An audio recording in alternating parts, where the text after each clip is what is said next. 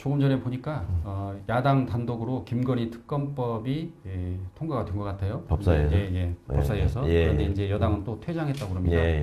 늘 반복되는 일이고, 저도 참 안타까운 일이고. 그렇죠. 저렇다고 해서 피할 수 있는 게 아닌데. 그런데 이제 이걸 다시 이제 본회의를 이제 통과한다 하더라도 이제 최상목 대행이 다시 이제 거부권 행사할 수 있는 거잖아요. 그렇죠. 이제 그러고 나서 그 다음에는 대선 국면이 벌어지고 있을 거 아니에요. 그 상황에서 저 국힘 내부에서의 일종의 갈등이나 분열이 있을 수 있기 때문에 명태균 특검법, 김건희 특검법이 통과될 가능성이 윤석열이 파면 이후에는 높아지는 거 아니냐 이런 기대를 지금 민주당이 하고 있는 거죠. 그렇군요. 아까 그 말씀하신 그 파면 5가지 이유 저도 이제 그 듣고 잘 이어지지 않더라고요. 그래서 저는 이제 첫자만 따서 위포, 국선, 채 뭐 했었거든요. 제가 이렇게 그러니까 위헌이다. 국무회의 절차 거치지 않았다. 포고령, 그다음에 국회 활동 방해, 그다음에 선관위 압수수색, 그다음에 불법 체포 이거 이렇게 하고 있는데 아까 뭐 반복된 말씀이지만 이게 그 하나만 어겨도 지금 파면이 된다는 거잖아요. 하나만 걸려도. 그러니까 이제 이거를 많은 법률가들이 만약에 내가 헌법재판관이라면은 저거를 기각시키는 내용을 쓸 수 있을까? 그러니까 이제 인용을 하려면 파면을 인용하려면 저 5개 중에 하나만 명확하게 써도 되잖아요. 근데 저거를 기각하려면 5개에 대해서 다 이유를 달아서 이게 안 된다고 아니라고 이야기하는데 아니라고 해야 되거든. 근데 지금 국회 봉쇄한 거하고 선관위 장악하려고 했던 거는 현장 화면이 다 나와 있고 그걸 다 봤잖아요. 그러니까 그거를 부정하려면 위헌인 건 맞는데 이게 대통령을 파면시킬 정도로 중대한 건 아니다 라고 써야 된단 말이에요. 그럼 그게 가능하겠습니까? 그런 거라서 너무 말이 안 되는 거고, 그 다음에 계엄 선포의 요건을 갖추지 않았다라고 하는 거는 헌법하고 계엄법에 그 한글만 읽을 줄 알아도 하나도 지키지 않았다는 게 지금 다 나오고 있고, 심지어 거치지 않았고, 그렇죠. 그다음에 전시 상황 같은 상황도 아니었고, 그리고 윤석열이 자기의 어떤 그 쫄개들이라고 생각하고 있는 국무위원들, 국무총리 포함해서 지금 다 국무회의가 없었다고 얘기하잖아요. 그거는 윤석열을 향해서 지금 총을 쏘는 거거든. 국무회의가 있었다고 하면 윤석열한테 유리한 거 아니에요. 그렇죠. 근데 다 없다고 하잖아. 그거는 첫 번째로 그게 있었다라고 하면 자기가 내라는 공범이 되기 때문에 그렇게 말하는 면도 있지만, 실제로 보면은 뭐 그냥 앉아가지고 뭐 무슨 이거는 소파에 앉아가지고 뭐 웅성웅성 하다가 갔다는 거잖아요. 그런 점도 있고, 무엇보다 더 결정적인 거는 국회를, 그 국회의원들을 끌어내라고 했다는 점, 이것이 이제 너무나 명확하게 드러나 있고, 그게 또 녹취가 확보돼 있는 것 같죠? 그 특전사에서 마이크가 열려 있었다는 거 아니에요? 그래서 다 이게 전달이 됐다는 거잖아요.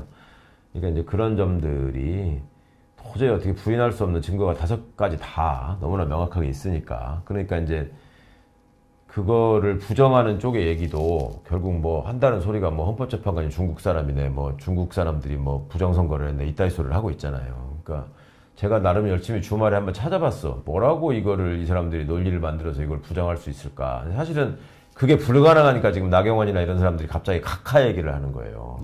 요건으로 들어가게 되면 할 말이 너무 없거든, 지금 지네들이 봐도. 그러니까 그럴 때 이제 판사들이 써먹는 그 비겁하고 교활한 수법이 그 형식적인 흠결을 찾아내가지고 그 각하시키는 거거든요. 그 대표적이었던 게 윤석열이가 징계받고 나서 징계 취소 소송을 냈는데 1심에서 윤석열이가 졌잖아요. 그리고 2심에서 한동훈이가 장관 된 다음에 싹 다 바꿔가지고 2심에서 이거를 각하를 했단 말이에요. 그때 2심 재판부가 썼던 그 비열한 방식이 징계위원회 구성이 잘못됐다. 이렇게 해가지고 실체 판단에 안 들어가고 거기서 끝내버렸거든. 그러니까 지금 헌재에서도 그렇게 해주기를 바라는 거지, 이자들은 지금. 내용에 이제 자신이 없으니까. 그 윤석열이는 지가 검찰총장으로 했던 그 범죄적 행각, 검찰총장으로서 쭉 진행시켜왔던 쿠데타의 범위에서 지금 벗어나지 않는 행동을 하는 게 없어요. 다 고짓을 그대로 하고 있거든요. 그러니까 이번에도 이제 그런 절차적 흠결에 기대서 이걸 각하를 시켜보자라는 얘기들을 하고 있는 건데, 지금 그 계엄 선포의 요건도 그렇고 두 번째 포고령에 관한 부분도 그 포고령을 지들이 뭐라 그랬어요. 윤석열이는 지가 시킨 거 아니다. 김용현이가 옛날 거 보고 베낀 거다. 이렇게 얘기했잖아. 왜 그렇게 얘기했냐고. 예전에 나왔던 포고령이 있고 그거 자체가 위헌이라는 대법원 판례가 여러 개가, 수십 개가 있어요. 그러니까 윤석열이가 아무리 무식해도 그건 안단 말이야.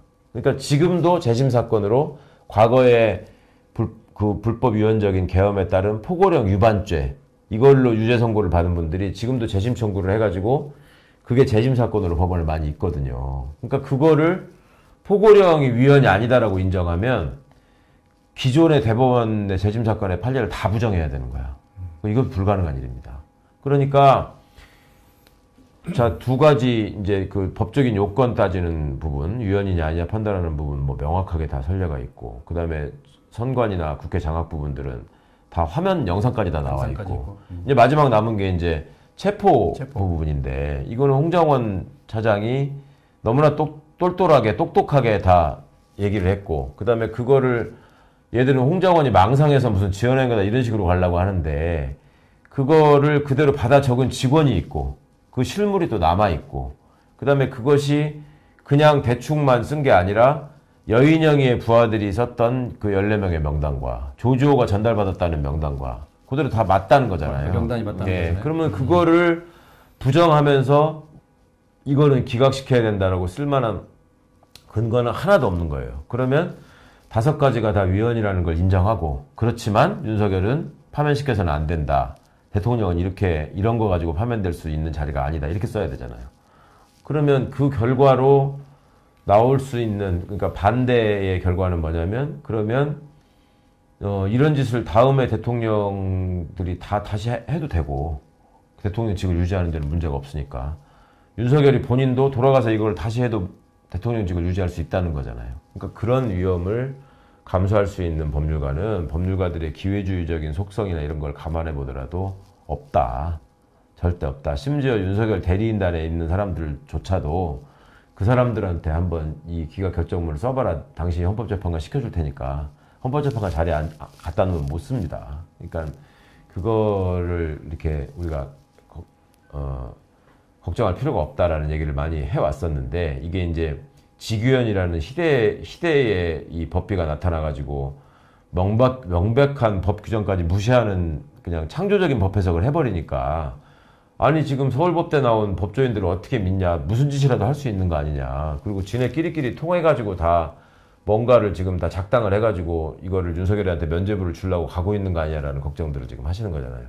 근데 그거는 그렇게 서울법대 출신들의 결속력이 그렇게 대단하지 않고, 특히 내란과 출신으로서 여기에 적극적으로 가담해서 내 인생을 걸겠다라고 하는 사람은 이상민이조차도 빠져나가려고 궁리를 하잖아. 지금 뭐 쪽지를 받은 게 아니고 이렇게 봤다는, 넘겨봤다느니 뭐 이따위 소리를 하는 이유가 지들 살겠다고 그러는 건데, 그런 결속력으로 이게 될 수 있는 게 아니라는 점을 좀 생각하시고, 단지 이제 이 법조인들이 가지고 있는 이런 편협성, 그러니까 자기들의 안위나 자기들의 생각이 중요하지 세상이 얼마나 혼란해지고 그런 어떤 결정 하나하나에 국민들의 삶이 얼마나 피폐해지는 거에 대한 어떤 인식 자체가 없다, 공감 능력이 없다, 이런 부분들은 별도로 충분히 비판하시고 비난하고 앞으로 또 이거를 바꿔나갈 방법들을 우리가 고민해야 되는 거지만, 지금 상황에서 이게 엎어질 가능성은 없다고 봐야 된다. 네.